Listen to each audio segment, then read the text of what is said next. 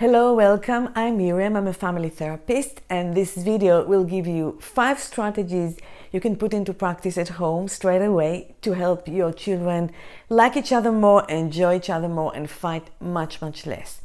And it is the second of 2 videos about sibling relationships.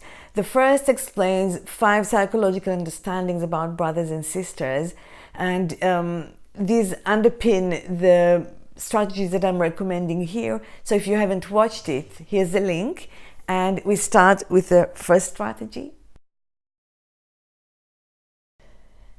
This may seem counterintuitive to you. I'm suggesting that you spend some individual time with each one of your children, and you may be asking yourself, what does that have to do with sibling relationships? And in fact, it's the thing that makes the most difference, a positive difference to the families that I work with, and that's the one thing that made the most difference to my own family, because spending individual time with each child gives each one of your children an opportunity to be with you without needing to compete for your attention with others. It could be their siblings and it could be your partner. And when they get enough individual, undivided attention at that time, they're less desperate for it at other times. And it also gives you the opportunity to connect with each one of your children in a way that's not possible when everybody else is there. And many parents who can't really see the value of this first try it, and they find that they absolutely love it. Their children sometimes open up to them, or they see sides of their children that they haven't seen before, and they absolutely love it. So this individual time doesn't need to be very long, and it doesn't need to involve any financial expenses or anything very fancy. Lots of families find that bedtimes are very good for this. If you've got 2 children and you're raising them with your partner, each one of you can take one of them, and next day you can swap. Or if you've got more than 2 children, then they're probably not going to go to sleep at the same time, and you can spend some time with the older children once the little ones are in bed. And you can find everyday opportunities for this. Use times when one has a friend and one hasn't, when one's got an after-school activity and the other one hasn't. And you can also just include your child in your daily activities such as cooking, food shopping, whatever it is. It doesn't need to be anything fancy.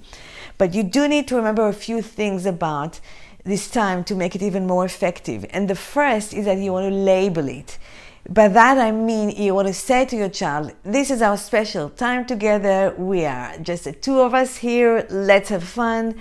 So that your child feels that they're getting something that's a bit unusual or not that ordinary from you, and not just going with you to the supermarket. If you can make it special by saying that this is our special time, it will be special.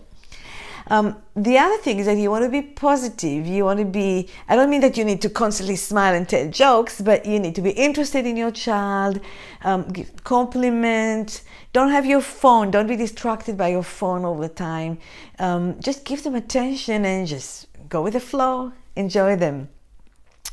The third thing to remember about this special time is that your eldest child usually will need it more than other children, because he or she were born into a house, in a family where there was nobody to compete with.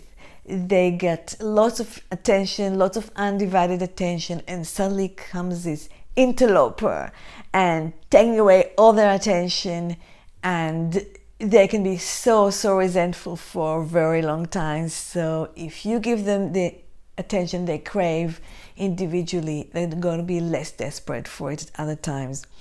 And last point to remember about this special time is that you want to make sure that it's not the same parent taking the same child all the time, because sometimes it is very natural for us to gravitate towards doing things with a child we've got the most in common with. Say one of you is into sports and your child is also into sports, or one of you is into computer game, and so this is one of the children. It's very natural for each one of you to take one child and do the things you like doing. But actually, often it is this child that you're connecting more with in this way that is not as desperate for your time, and it's the child that you find harder to connect with because maybe you don't have so many things in common that could benefit from building this bond with you even more. So that was the first point. individual, special time with each child. My next suggestion is that you allow each one of your children some private space and private property, toys or whatever this is, that doesn't need to be shared with anyone. And of course, we wish to encourage sharing, generosity, kindness, playing together. And in the next points, I'm going to show how you can go about encouraging that. But requiring the children always share their games and toys makes them more anxious and more resentful towards each other, not more generous. And it's usually the younger child that's fascinated by the older one and wants everything that the older one has and join every game that he's playing. And once the older one drops the game, and goes to do something else, the younger one wants to do the same after him. And if your older child resents this, like most older children do, you need to create a space for them where these older children can play and the younger one cannot reach, at least for some of the time. So distract the younger ones, allow the older ones space. By doing that, they're going to be much more relaxed, and out of that relaxed space, they're much more likely to be generous and invite the younger ones to the games from time to time. To explain the meaning of generosity, I'd like to use an example from our lives as adults, and I compare this sharing business to paying tax versus giving to charity. Now, we pay taxes because we don't have a choice. It's taken away from us, and that doesn't make us generous if we pay taxes. But on the other hand, we could choose whether to donate or not to charity, and when we give to charity, we're doing a generous act. And the same goes to our children. If we make them share or we make them join each other in their game, that doesn't make them kind or generous. If they can choose to either share with the other person or not, and they choose to share, that's generosity. And this is what we want to encourage, and that's what we're going to discuss in the next point. But for now, this point is let them have their property, let them have their space. My next strategy and invitation for you is to notice and mention your children's acts of kindness, sharing, and consideration, however small they are. So you want to catch them being good, and you want to say specifically what it is that you're seeing. So if you're seeing sharing, being considerate, compromising, finding solutions, compliment them for it. You can also draw their attention to the effect the behavior had on their siblings. So you can say something like, you let your sister play with you together, and look how happy she is. She's smiling and she loves it. She also likes you. So it's hardly ever the wrong time for a compliment. You want to draw their attention to the things that they're already doing well, and by doing this, you're going to get more of that. You're going to be encouraging your children to behave in the way you believe is right, and you're going to do this without giving them direct instructions or imposing your will on them. So in the long run, it is much more effective than just demanding that they play nicely together or that they share with each other. Now, obviously, you need to pitch it right according to your children's age and their character. If they're very young, you can't be too verbal and descriptive. It's enough to clap and say, this is wonderful, I love it. But as they grow up, you can say more and more. There are some siblings, however, that the moment you compliment them, they will start fighting about the compliment, or they're going to start misbehaving. So if that's a situation, you can wait for a different time and say something like, I loved it that you played with each other before dinner. It was so nice to see you this way. It was really wonderful.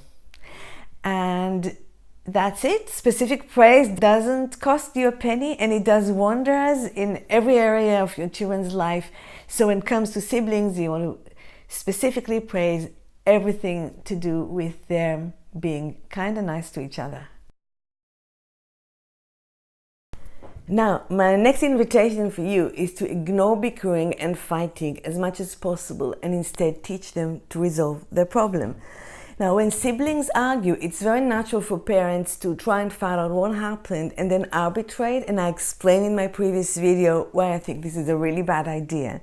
To help children get along with each other in the long run, You need to ignore their bickering as much as possible, and then when they're calmer and things calm down, help them sort out the issue. Argument and bickering are teaching your children really important social skills. They're teaching them to say what they want, to stand up for themselves, to share, to compromise. And by stepping in every time, you're taking away their opportunity to learn and to practice. And also they're learning that if they fight, they're going to get your attention, and they may continue to fight just for that. So of course, if their fighting becomes very physical and horrible, you need to separate them. But other than that, just leave them to it. It's actually easier for you. And if it's too much noise, just put on some music or go to another room and just let them get on with it. Now, if you do need to separate them because everything became too horrible, it's important to not shout and not take sides. And again, the previous video explains why. Now, when children are calmer, you can make the time, and you should make the time to help them resolve the issue. So you can say something like, there's one Xbox and there are two of you, and you both want to play at the same time. What are your ideas? What are we going to do about that? And listen to their solutions and suggestions. It's likely to suit them much better than anything that you can offer, and they're going to learn to think solutions. That's going to really help them with this in the future and in other areas of their lives. And sometimes we think our children are far too young for this, and a lot of the times we underestimate their abilities. Lots of 3-year-olds could have these conversations. If we keep them short, we keep them simple and positive, and they don't need to sit down and talk about it. You can do it when you're walking or in the car or while doing something else. Now, when you do reach a solution, either write it down or help them write it down or draw a picture to remind them what it is. So next time the issue comes up, you can refer to it. And that may seem like a lot of work, and it is definitely an investment, but it is a short-term investment for long-term gains. It's going to save you agony for years and years to come. My fifth and last strategy for you is got to do with children coming to you crying and complaining about their siblings. And when they do that, you need to listen patiently, give them empathy, and once you have the information, ask yourself, is this a serious concern or is it just normal sibling stuff? If your child's complaining about physical violence, or if you see that one child consistently undermines the other and it's not balanced, then you may have to look at it more carefully and ask yourself, what could be the reason? What's going on here? What can I do about it? Trying to just stop the behavior without understanding where it's coming from isn't likely to give you any good results. But a lot of the times what we hear is just normal children's complaints. Your younger child may complain that the older one's not including him in his games and in his play, or the older one may complain that the younger one's annoying him. And in these cases, you can just give the complaining child a hug and be empathetic. You can say to them, yeah, it could be really hard. Wouldn't it be nice if your older brother just invited you to play with him? Wouldn't it be great? But don't take sides and don't blame the other child. Now, if you see that this is a recurring issue, you can use the previous skill to resolve the problem. But otherwise, you don't really need to do that. Just give them a hug, empathy. You can distract them, do something else, and just move on. Your children are always going to fight a little bit. And if you keep these ideas in mind, and if you use the strategies suggested, things are going to improve quite quickly in your home. Trust me, it's worked for my family. It works for loads and loads of families that I work with. And the other thing that I would say to you, like I say about everything else that I recommend, is if you're going to make a change, talk to any other adults that are raising the children with you. Talk to your children. You can say to them, look, when you came to me and complained about each other, I used to tell you what you need to do, and now I don't do this anymore. I trust you that you can sort out things yourself because you're really lovely and clever and beautiful people, and I trust you can do that. The strategies are not always easy, but they do work in the long run, and I invite you to try them and tell me how you're doing. And if you've got any questions, please put them in the comment. And in the meantime, enjoy your children. Thank you very much.